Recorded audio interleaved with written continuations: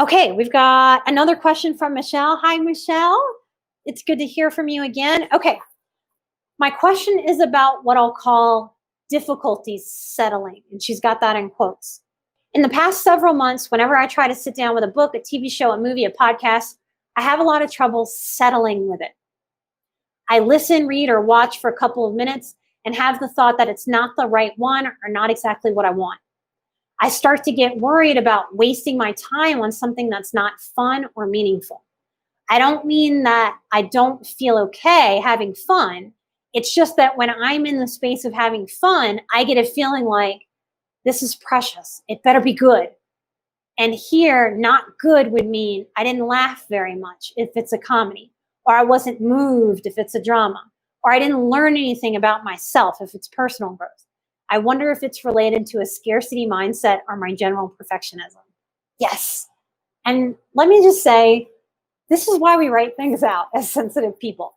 Because did you see how Michelle figured out it is related to her scarcity mindset and her general perfectionism as she wrote it out? Absolutely, yes. Okay, I'm going to break this down slowly.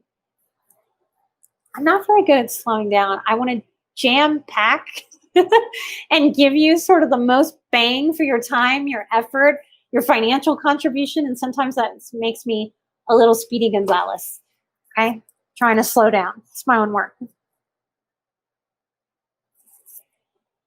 Practicing enoughness. I'm giving enough in this hour-long thing to not feel speedy. Okay. I think difficulty settling is a beautiful term. Michelle, I might have to grab that from you. If I say it on the show, I will give you some sweet Michelle credit. Difficulty settling is a really great way to understand what's happening to all of us.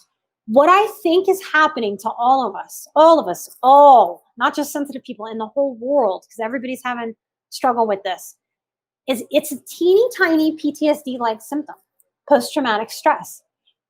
Think about what has happened to us this year, whether it's protesting, Black Lives Matter, COVID, shutting down a whole big wide world, and authority figures telling us what to do, whether we agree with those things or not.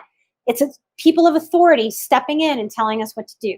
To some of us, that feels like safety. To some of us, that feels intrusive and a little scary, especially if we had dysfunctional parents. That the adults are just deciding for us can be very triggering.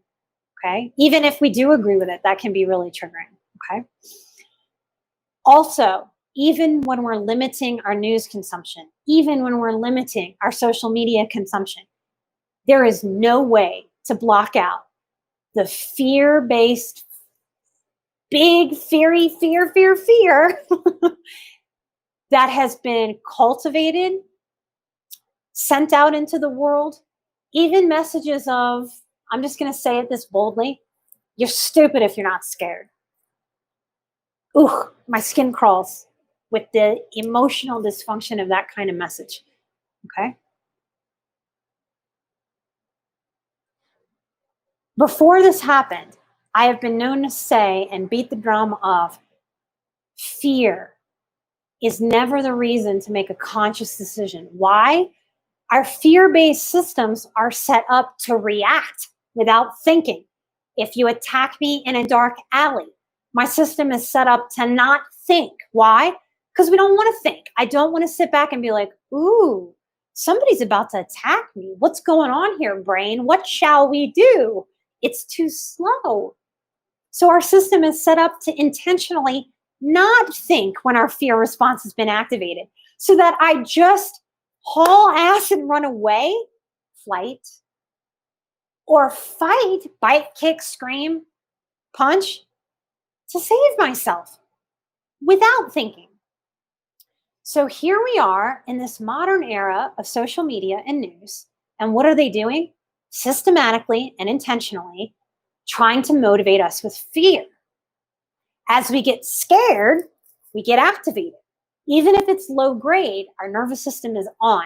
So we might not be physically running down the street screaming like if you were to attack me, but that same system is on.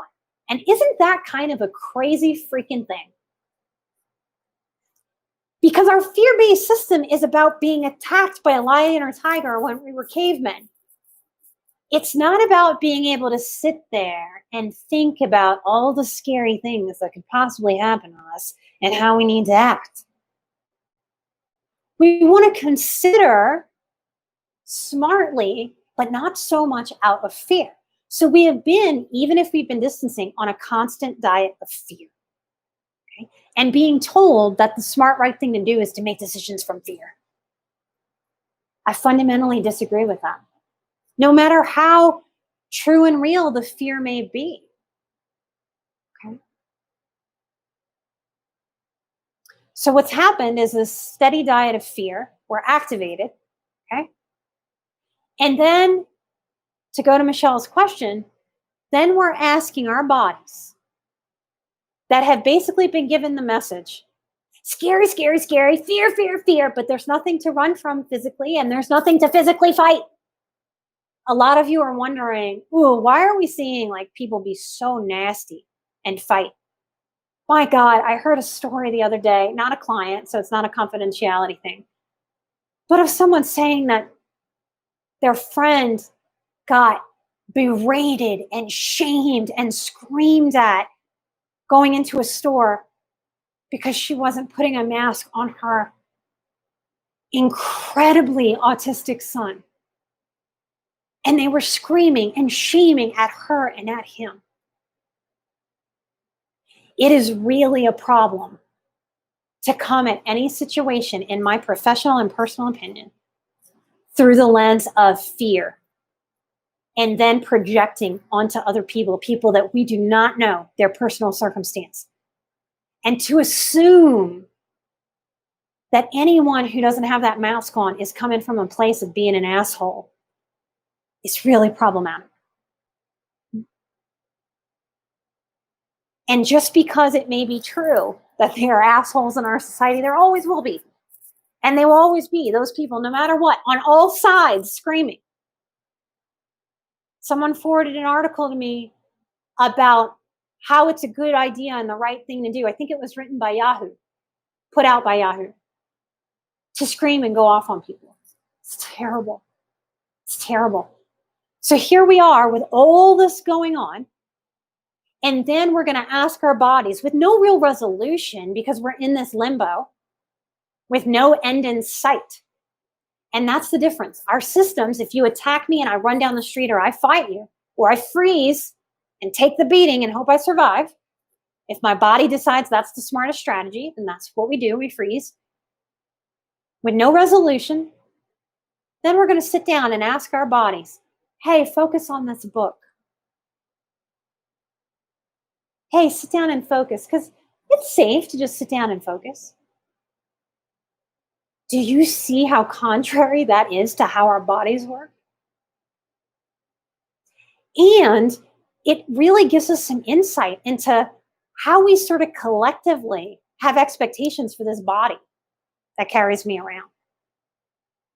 Because the second that I sit down and just have the thought or the expectation, I want to read a book right now, I expect this thing to just be able to do that. Instead of really, as a human tribe, understanding our relationship with the body being in fear. And this is just one of those things that really pisses me off because it's so basic. We could be learning at 8 years old and 10 years old and 15 years old, all of us, and the children of today, that when we've been in a lot of fear or a lot of stress, we probably do need to breathe and center and deeply get out of fear. And just because we sit down to meditate for a few minutes or to journal or to do some kind of self-care activity that we decided should handle this whole thing, and then we're frustrated with it, like, I talked to my coach or therapist for an hour today and I journaled and I meditated. What is wrong with this thing that it won't calm down? What a dismissal of our own humanity, our own process. Because if you scrolled online, even for 5 minutes, how many freaking messages do you think you absorbed about fear.